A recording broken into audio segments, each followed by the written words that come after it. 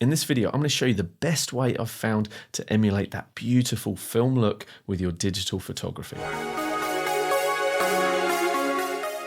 So why would we want to emulate the look of film in the first place?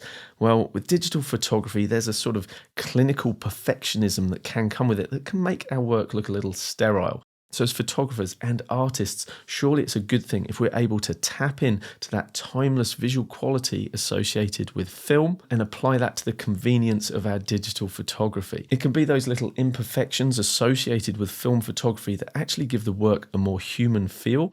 And it's those qualities that we try to replicate through presets in Lightroom, Photoshop and things like that. And it's actually very hard to authentically capture that film essence. But thankfully, I've found a tool that does allow us to do that. It's called Dehancer, and it's that I'm going to review in this video. Quick spoiler alert if you don't have the patience for the full review. While I love the processing effects this gives us access to, the program itself isn't perfect. It does have a few flaws, but if you are just after the best tool to simulate film photography with your digital photography, then there's a link in the description below with a 10% discount code. But I would strongly recommend watching the whole video first and weigh up the pros and the cons before making that decision. Please bear in mind, this is not a paid video, not sponsored in any way. This is just my opinion. All right, let's get into Dehancer and find out why it's the king of film emulation. I've got a collection of photos here in Lightroom that are just screaming out for a bit more soul. There's nothing really wrong with them, but they're just kind of digital. And in my processing, that's something that I've always tried to get away from. So for example, here's this photograph of my daughter, and here is a process that I applied to it. And I've got to be honest, I was heavily influenced by the look of film. That was the kind of vibe I was aiming for. But to be honest, I don't really think I nailed it. While it's not a bad process, it certainly doesn't look like film. So that's where Dehancer comes in. So I'm going to look at a photo that I haven't processed before in Dehancer. More of a family shot here. Again, this is just my daughter and her granddad. So the first thing that we would want to do is process the raw file. So a little crop goes a long way. You can see that I have already done a slight edit on this, nothing fancy. But what I'm going to do to start with is create a virtual copy so that we can do a comparison afterwards.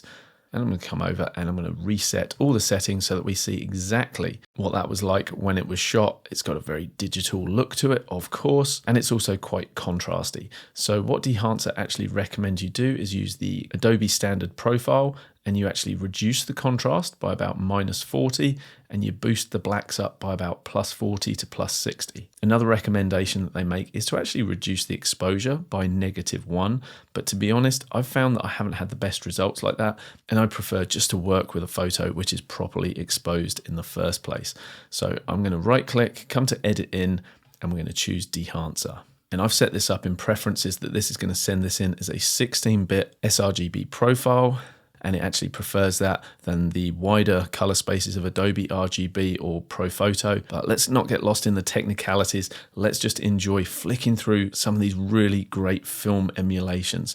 Over here on the left-hand side, if you're familiar with classic film stock, you can see that they are all here, from Ilford XP2, beautiful black and white film, Kodak Ektachrome, some absolute classics over here on the left-hand side. So if you want a really quick way to apply a film aesthetic to what is a digital photo before and after, it's as easy as that. You can just choose a preset, apply it to the photo, and you're good to go. I think I quite like this Ektachrome one. Let's say okay. It's going to take us back into Lightroom. So now with that film edit from Dehancer and my original edit inside of Lightroom, you can see as a comparison the sort of difference that we can quickly create with this tool. Let's open up a different photo to work on and really explore those settings.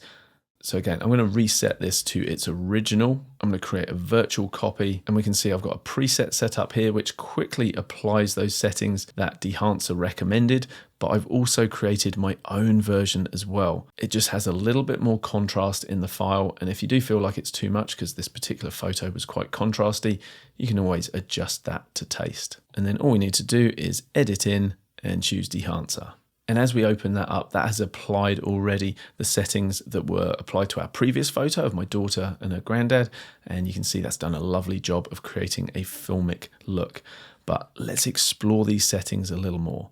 Over here on the left-hand side, we are in the film section, but we also have the preset section as well. And that's going to allow us to quickly choose a film stock. And not only is it going to add a color profile, the same sort of effect as we get applying a lookup table or a LUT to our photo, it's also adding a lot of effects over here. And that's what we're going to have a quick look at in the rest of this video. One of the things that I do really like about this software is that we can actually separate the profile applied that emulates the particular film and the effects of the film stock over here. So all we need to do is come over to the films section and we can just turn the actual film look off. That's going to give us our original Lightroom look plus these effects over here. And just for a kickstarter, I'm going to turn them off, and that way we can actually focus on these film stocks over here. To see the effect of a film stock, make sure that the checkbox is on film profile, and that is going to allow you to just flick through these different profiles available to you. Now, it doesn't matter if you're not familiar with the names of these profiles and these beautiful historic film stocks. It really doesn't matter. You just flick through them and see which ones you like the look of. And you can just put that to memory. You can save these as presets. You can combine these film profiles with these film effects over here. It's a really versatile piece of software. So let's explore it a bit more. Let's just choose a stock Fuji Color C200. Happy enough with that. And once we've selected the profile, we can come over here and start playing around with these. If we're not happy with our initial exposure, we have things like exposure compensation over here. But my recommendation would be make sure you get it right in your editing software before you bring it into Dehancer. We have a film developer, which is really nice for just boosting up the contrast if we want to just pop in a bit more filmic contrast. So here's our before and our after, maybe a little heavy-handed, we'll ease it back a bit. Film compression is a way for us to actually control these highlights. So if we want to bring out more highlights, more exposure through the bright pixels, we can do that, or we can actually control them with this white point over here. I'm not going to go through all of these different sliders and settings in this video. I'm just going to bring your attention to the key ones. So expand is our ability to control the depth of the black point and also the white point as well. So traditionally film actually flattens out that dynamic range, giving us a softer and more forgiving tonal range, which is lovely. And so usually you don't really want to be setting a pure white point like I often recommend for digital photography. I'd just leave that at kind of its defaults or not even worry about having that turned on at all. Now, as we move into the print section, which I think is awesome, this is actually a way to replicate what a particular film stock would look like printed on a particular paper. So we can just choose some different papers here to just see what effect that's doing, and that opens up even more creative possibilities. Now, while I do strongly recommend just grabbing these sliders, having a play around and seeing what effect they have on your photo, if you find it a little bit overwhelming with all these sliders, don't worry, you've got access to these lovely presets in here that are just a one-click fix to give you a particular look. So here was our before and our after. I really like that. The color head section here is a way to actually tint our photos. So we can introduce more yellow, more blue. So if you're not entirely happy with the color profile look that the film stocks are giving you over here, you can actually tweak that in this section here. But it's the next three effects that I'm really excited to share with you because I think they make the most dramatic impact on our film look before we get onto a couple more questionable tools that I don't think really need to be there. But let's focus on the good stuff for now. First of all, we've got grain. And to see what's going on with the grain, you really want to zoom in to a 1:1 ratio so you can see clearly what effect it's having. So we're going to turn the grain on. And as I expand this, I know what you're probably thinking. Well, Anthony, we have grain inside Lightroom. Why don't I just use it in there? Well, not all grain is created equal. And to create the analog film architecture of grain, well, Lightroom and other digital photo editors just don't do that good a job. Whereas Dehancer, it does an excellent job. So what I'd recommend is actually finding a starting point that you like the look of. So I don't like grain that's too aggressive. So we'll go with the 8mm ISO 50, and then we can switch back to the custom mode. And from there, you're able to come in and tweak those settings. So if you felt like the size of the grain was just a bit too much, you can bring it down. Alternatively, bump it up. We've also got an amount slider, so we can be more aggressive with the grain if we want. We can play with the resolution, shadows, midtones, and really dial it in. So if we wanted to add more in the highlights, then we can absolutely do that.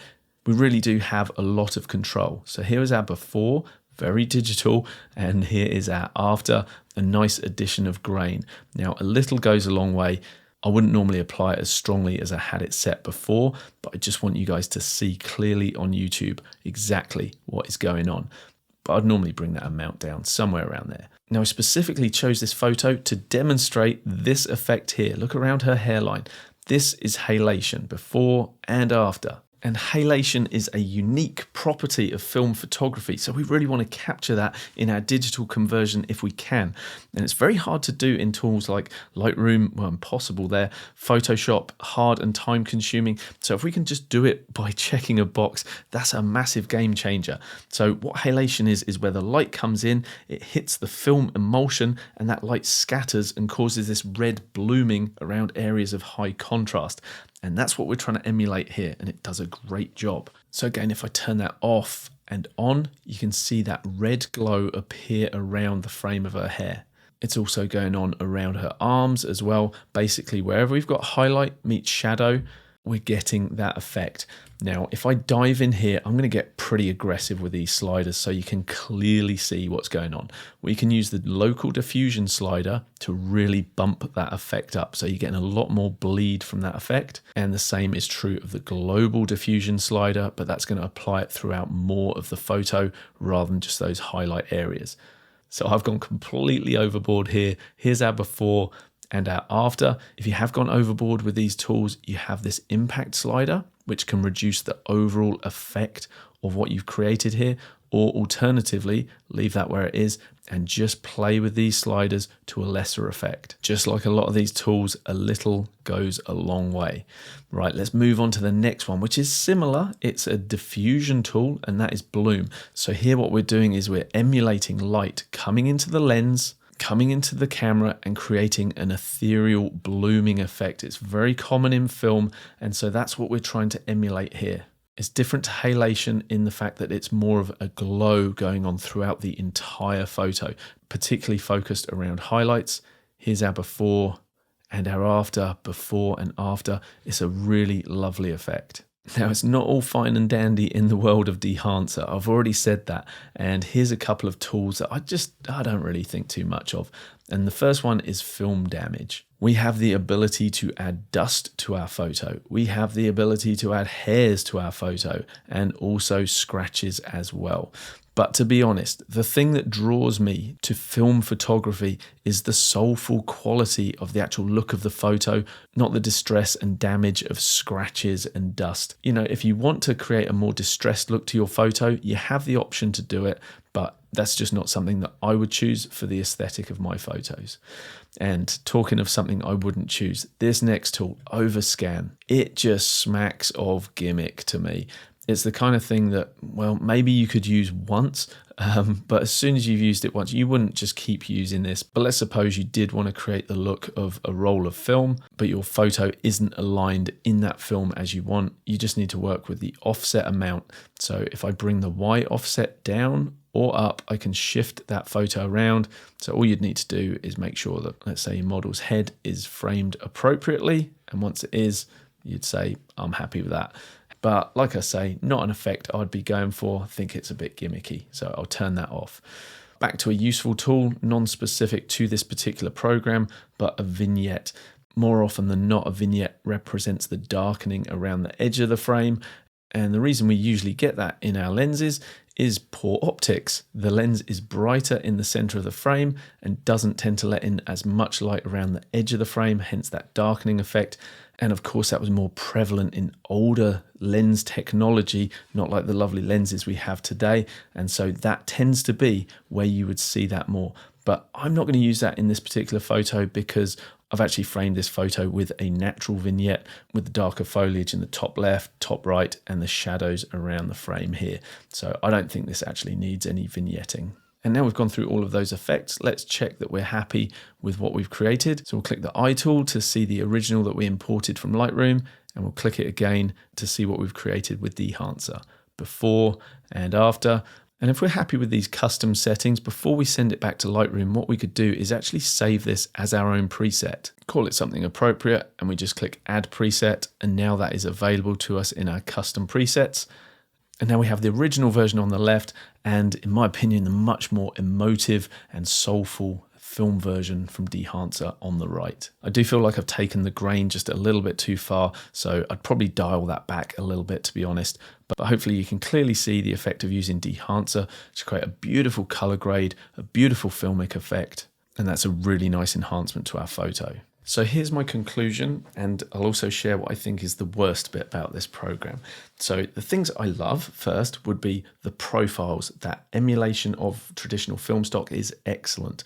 I love the bloom. I really love the halation because those effects are nearly impossible to replicate in Lightroom and hard and time consuming to replicate in Photoshop. The application of very authentic looking grain is far superior to what we get in Lightroom, and the ability to apply the photo to a photographic paper stock as well and see how that changes the look of our photo just opens up a few more creative options as well. So overall, if you're after a program that can take your digital photos and give them the look of film, you cannot beat this. This is the best. And if you want to get it, I've got that link and a 10% discount with the code in the description below. However, there is one thing that really bugs me with this program, and you need to bear this in mind.